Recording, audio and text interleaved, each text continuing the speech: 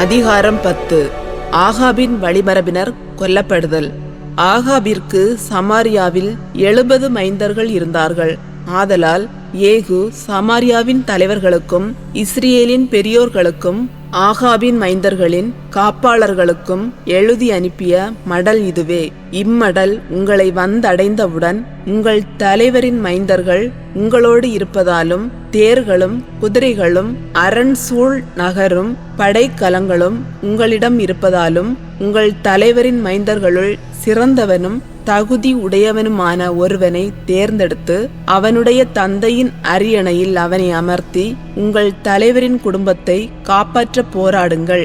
ஆனால் அவர்கள் மிக மிக அச்சமுற்று அவனை எதிர்த்து நிற்க 2 அரசர்களாலும் முடியவில்லையே. அப்படி இருக்க நாம் எங்கனம் எதிர்த்து நிற்கக்கூடும் என்றார்கள். எனவே அரண்மனை மேற்பார்வையாளரும் நகரின் ஆளுநரும் பெரியோர்களும் ஆகாபின் மைந்தர்களின் காப்பாளர்களும் ஏகோவிடம் தூதனுப்பி, நாங்கள் அடிமைகள், நீர் கட்டளையிடுவதை எல்லாம் நாங்கள் செய்ய காத்திருக்கிறோம். நாங்கள் யாரையும் அரசராக்கப் போவதில்லை. உமக்கு நல்லதெனப்படுவதையே செய்வீராக என்று தெரிவித்தார்கள். அவன் மீண்டும் அவர்களுக்கு மற்றொரு மடல் அனுப்பினான். அதில், நீங்கள் என் பக்கம் இருந்து எனக்கு கீழ்ப்படிய தயாராயிருந்தால் உங்கள் தலைவருடைய மைந்தர்களின் தலைகளை கொய்து நாளை இதே நேரத்தில் என்னிடம் இஸ்ரேலுக்கு கொண்டு வாருங்கள் என்று குறிப்பிட்டிருந்தான். அச்சமயம் அரசனின் மைந்தர் 70 பேரும் தங்களை வளர்த்து வந்த நகர பெரியோரோடுதான் இருந்தனர். அம்மடலை அவர்கள் பெற்று கொண்டவுடன் அரசனின் மைந்தர்கள் 70 பேரையும் பிடித்து கொன்று அவர்களின் தலைகளை கூடைகளில் வைத்து ஏகூவிடம் இஸ்ரேலுக்கு அனுப்பி வைத்தார்கள். தூதன் ஒருவன் அவனிடம் வந்து, அரச மைந்தர்களின் தலைகளை கொண்டு வந்திருக்கின்றனர் என்றான். அதற்கு அவன், நாளை காலை வரை அவற்றை நகரின் நுழைவாயிலில் 2 குவியலாக வையுங்கள் என்று சொன்னான்.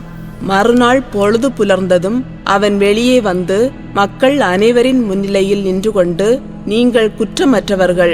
என் தலைவனுக்கு எதிராய் சூழ்ச்சி செய்து அவனை கொன்றவன் நான் தான். இவர்கள் எல்லாரையும் கொன்றவன் யார் தெரியுமா? ஆகாபின் குடும்பத்திற்கு எதிராக கடவுள் உரைத்த வாக்கில் எதுவும் பொய்க்கவில்லை என்று இப்பொழுது அறிந்து கொள்ளுங்கள். ஏனெனில் ஆண்டவர் தம் அடியான் எலியாவின் மூலம் உரைத்ததை அவரே நிறைவேற்றினார் என்றான். பின்னர் ஏகு இஸ்ரேலில் ஆகாபின் குடும்பத்தில் எஞ்சியிருந்த அனைவரையும், அதாவது அவனை சார்ந்த பெரியோர்கள், உற்ற நண்பர்கள், குருக்கள் யாவரையும் வெட்டி வீழ்த்தினான். அவனை சார்ந்த எவனையும் விட்டு வைக்கவில்லை. யூதா அரசன் அகசியாவின் உறவினர் அழிதல். பின்பு ஏகு புறப்பட்டு சமாரியாவுக்கு சென்றான். செல்லும் வழியில் அவன் இடையர்களின் ஊரான பெத் ஏக்கதை அடைந்தான். அங்கு ஏகு யூதாவின் அரசனான அகசியாவின் உறவினரை சந்தித்து, நீங்கள் யார் என்று கேட்டான். அவர்கள், நாங்கள் அகசியாவின் உறவினர்கள், அரசரின் மைந்தர்களையும் பட்டத்தரசியின் மைந்தர்களையும் நலம் விசாரிக்க வந்துள்ளோம் என்று மறுமொழி கூறினார்கள். அவன், இவர்களை உயிரோடு பிடியுங்கள் என்று கட்டளையிட அவனுடைய ஆட்கள் அவர்களை பிடித்து பெத் ஏக்கதில் இருந்த குழி அருகே வெட்டி வீழ்த்தினார்கள். அவர்கள் 42 பேர் இருந்தார்கள். அவர்களுள் எவரையும் விட்டு வைக்கவில்லை. ஆகாபின் ஏனைய உறவினர் அழிதல். அவன் அங்கிருந்து புறப்பட்டு போகும்போது தன்னை சந்திக்க வந்து கொண்டிருந்த ரேகாபின் மகன் யோனதாபை கண்டு அவனுக்கு வாழ்த்துரைத்து, நான் உன்னோடு நட்புறவு கொண்டுள்ளது போல் நீயும் என்னோடு நட்புறவு கொண்டுள்ளாயா என்று கேட்டான். அதற்கு யோனதாபு ஆம் என்று பதிலளித்தான். அப்படியானால் கை கொடு என்றான். அவன் கை கொடுக்க ஏகு அவனை தன்னோடு தேரில் ஏற்றி கொண்டான். மேலும் ஏகு அவனை நோக்கி, நீ என்னோடு வந்து ஆண்டவர் மீது நான் கொண்டுள்ள ஆர்வத்தை பார் என்றான். இவ்வாறு அவன் அவனை தன்னோடு தேரில் பயணம் செய்தான். அவன் சமாரியாவுக்கு வந்தவுடன் ஆண்டவர் எலியாவுக்கு உரைத்த வாக்கின்படி ஆகாபின் குடும்பத்தவருள் அங்கு எஞ்சியிருந்த அனைவரையும் அழித்தொழித்தான். பாகாலை வழிபட்டோர் அழிதல். பிறகு ஏகு மக்கள் அனைவரையும் ஒன்று திரட்டி அவர்களை நோக்கி, பாகாலுக்கு ஆகாபு சிறிதளவு ஊழியமே செய்தான். ஏகுவாகிய நானோ பெரிதளவு ஊழியம் செய்ய போகிறேன். எனவே பாகாலின் இறைவாக்கினர் அனைவரையும் பாகாலுக்கு ஊழியம் செய்யும் எல்லாரையும் பாகாலின் அர்ச்சகர்கள் அனைவரையும் என்னிடம் அழைத்து வாருங்கள். அவர்களில் ஒருவரும் வர தவறக்கூடாது. ஏனெனில் நான் பாகாலுக்கு ஒரு மாபெரும் பலி செலுத்த வேண்டியிருக்கிறது. வராதவர் அனைவரும் உயிரிழப்பர் என்றான். பாகாலுக்கு ஊழியம் செய்வோரை ஒழித்து கட்டும் நோக்கிலேதான் இவ்வாறு ஏகு சூழ்ச்சி செய்தான். மேலும் ஏகு பாகாலுக்கென்று ஒரு திருவிழா கொண்டாடுங்கள் என்று ஆணையிட்டான்.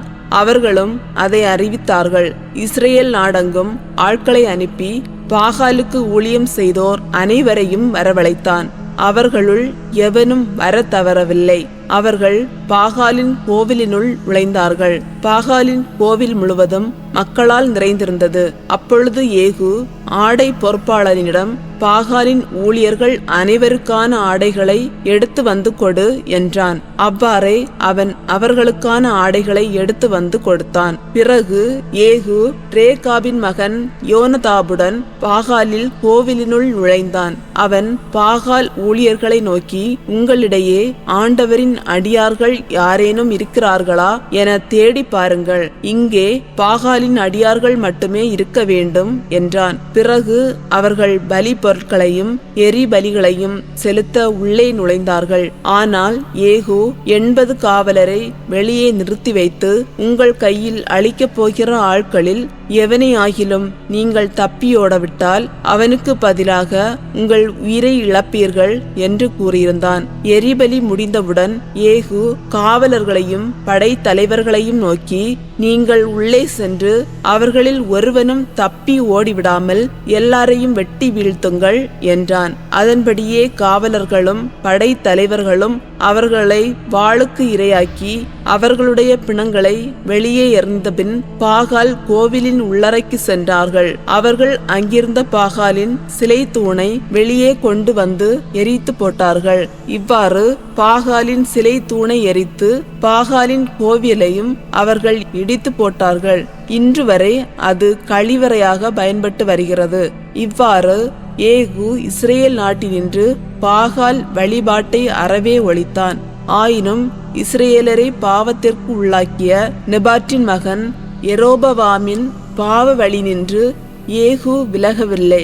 பெத்தேலிலும் தானிலும் இருந்த பொற்கன்றுகளை கைவிடவும் இல்லை.